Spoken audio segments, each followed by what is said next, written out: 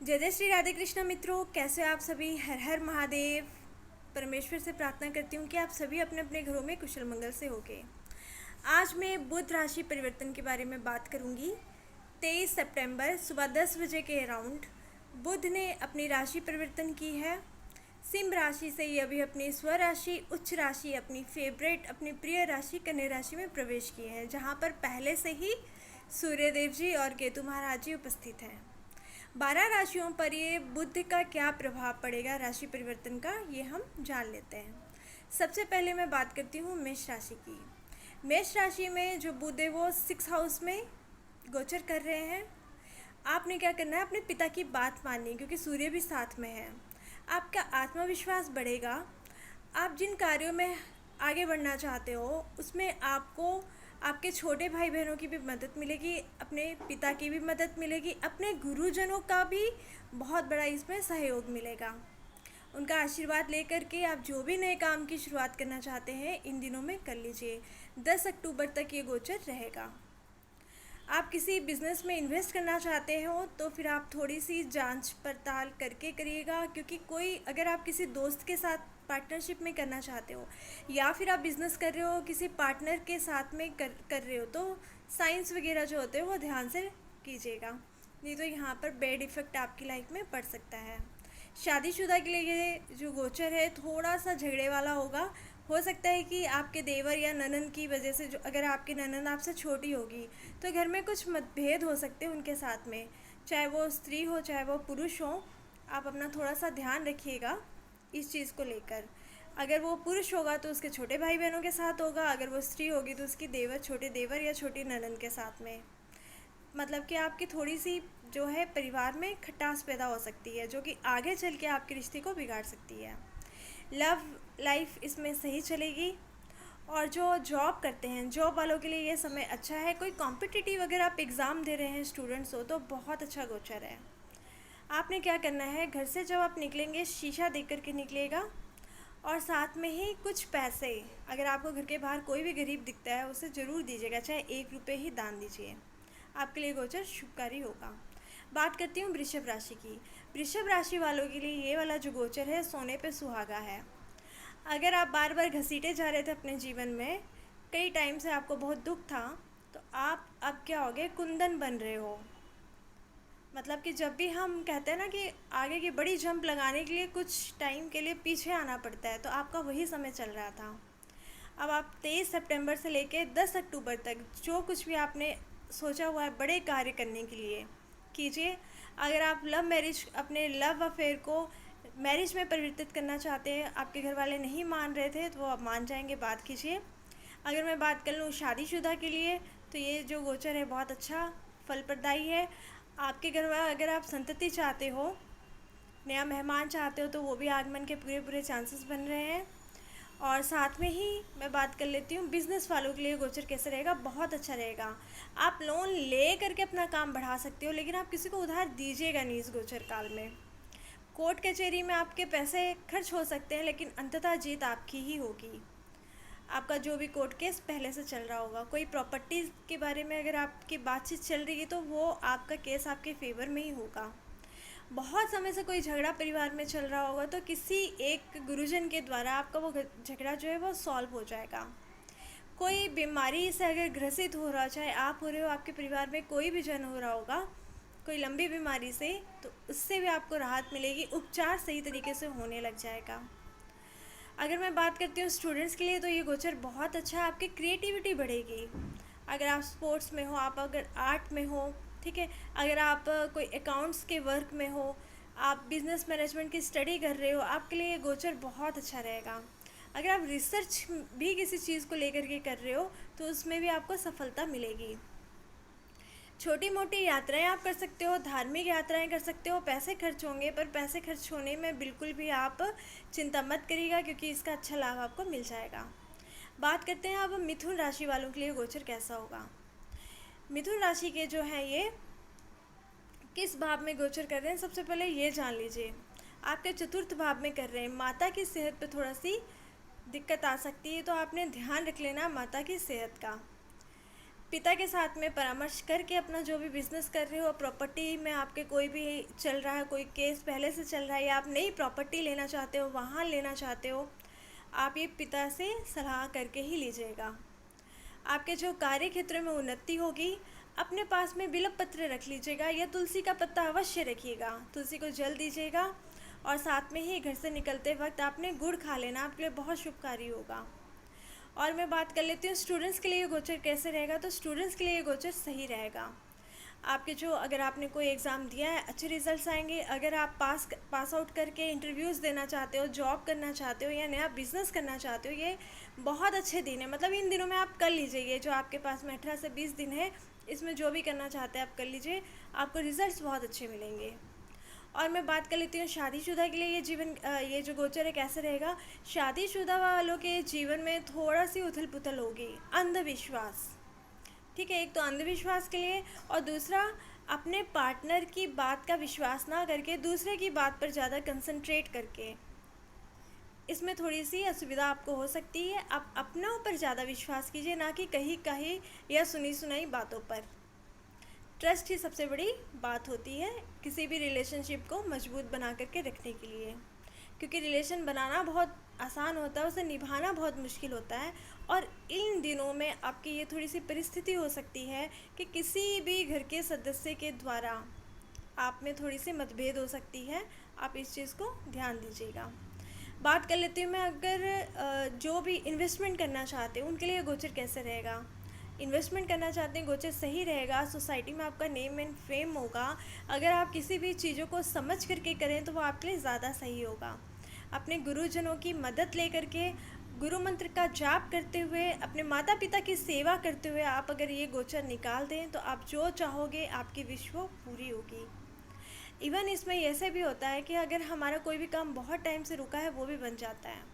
लेकिन आपने थोड़ी अपने त्वचा का, स्किन का, अगर आपको स्किन के रोगों से परेशानी है, चर्म रोग है आपको थोड़ा बहुत, या फिर आपके किसी भी तरीके की स्किन की दिक्कत आ रही है, तो आप डॉक्टर से ज़रूर परामर्श लीजिएगा, वो आपके लिए सही रहेगा। या फिर आप अपनी स्किन में थोड़ी थोड़ी फिटकरी लगाना या फिर अपने आसपास में फिटकरी रखना शुरू कीजिए, इससे भी आपको लाभ की प्राप्ति होगी। बात करते हैं अभी कर्क राशि वालों की। कर्क राशि के पराक्रम भाव में ये गोचर हो रहा है, पहले से सूर्य और केतु की युति है। भाग्य का तो आपको साथ मिलेगा ही, और क्रिएटिविटी आप में पहले से ही है, लेकिन छोटी मोटी ना कलंक लगने की इसमें आपको थोड़ी सी प्रॉब्लम आ सकती है। मतलब आप काम अच्छा करोगे अपने ऑफिस में, लेकिन आपके काम की प्रशंसा नहीं होगी। वहीं अगर आप स्टूडेंट हो, पढ़ाई बहुत अच्छी से करोगे, लेकिन आपको रिजल्ट अच्छा नहीं मिलेगा। आप अपने एफ़र्ट्स अच्छे कर रहे हो, आप हाउस वाइफ हो या फिर आप वर्किंग वूमेन हो, पर उसके एफ़र्ट्स आपको दिखाई नहीं देंगे। आप अब दिखाई नहीं देंगे, लेकिन गोचर के अंतता के बाद में आपको इसका रिज़ल्ट अच्छा मिलेगा, क्योंकि कई बार कोई टाइम हमारी परीक्षा का होता है। कर्क राशि वालों के लिए ये जो टाइम है थोड़ी सी उनकी परीक्षा का है। मेहनत कीजिए, फल आपको ज़रूर मिलेगा।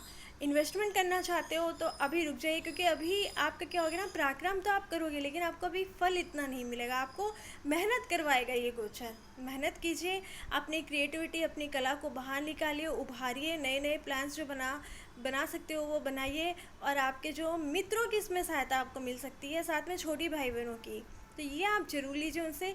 अपने फ्रेंड्स के साथ में अच्छे रिलेशन बना करके रहिए, और बहुत सोच समझ के, कहीं आपका कोई दोस्त पीठ पीछे आपके छुरा ना घूमे, क्योंकि इसमें ये चीज़ भी हो सकती है। अपने पुराने मित्रों के साथ में संबंध बनाइए। कोई आपका पुराना मित्र जिससे आपसे बहुत टाइम से कटअप हो गया था, वो आपकी मदद कर सकता है। साथ ही में आप जो चाहते हो आपकी लाइफ में, एक इच्छा तो आपकी इस गोचर काल में पूरी अवश्य होगी। जहाँ कुछ इतना गड़बड़ सा होगा, पर आपकी एक विश जो आप बहुत टाइम से पूर्ण करना चाहते हो वो ज़रूर पूरी होगी। इसके लिए आपको क्या कर लेना है, जी भर के गौ की सेवा कर लेनी है। हरी मूंग की दाल आप मंगलवार को भिगोइए और बुधवार को गौ को खिलाइए। और साथ में ही आप क्या करिए, पीपल के पेड़ पर जल अर्पित कीजिए, इससे आपको बहुत अच्छे लाभ की प्राप्ति होगी। बात करती हूँ सिंह राशि के। सिंह राशि का तो जैसे भाग्य ही खुल गए हैं, धन की वर्षा होगी। आपके अपने जो जीवन काल में है, कई पैसे आपने दिए होंगे किसी को, बिजनेस करते हो या जैसे भी हो, उधार पे दिए हो, आपके पैसे वापस आ जाएंगे। अगर आपके घर को लेकर कोई भी कलह कलेश चल रहा होगा वो सही होगा। प्रॉपर्टी को लेकर कोई वाद विवाद चल रहा होगा वो सही होगा। घर में नए मेहमान के आने के चांसेस दिखाई दे रहे हैं। आप अपनी इनिशियल स्टडी से हायर स्टडी के लिए अब्रॉड जाना चाहते हैं, या फिर अपने ही जैसे कि अगर आप भारत में रहते हो किसी और दूसरी जगह में जाकर, बड़े देश में जाकर के अपनी स्टडी पूरी करना चाहते हो बड़ी सिटी में, तो ये चीज़ आपकी संभव हो सकती है।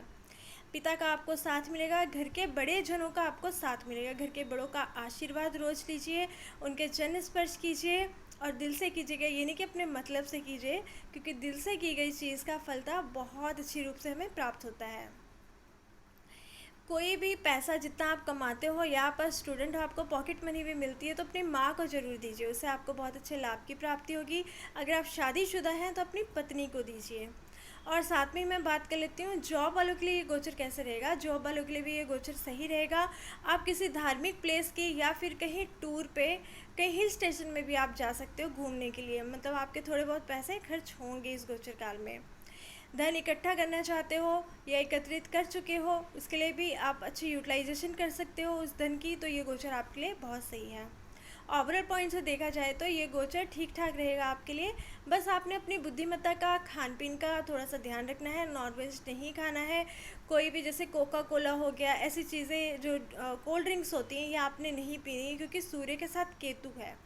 बॉडी में इन्फेक्शन हो सकता है। अब बुध भी आ गए हैं तो इन्फेक्शन आपकी त्वचा में भी हो सकता है। इसलिए आपने खान पीन का अपना बहुत अच्छे से ध्यान रखना है और वाणी पर कंट्रोल।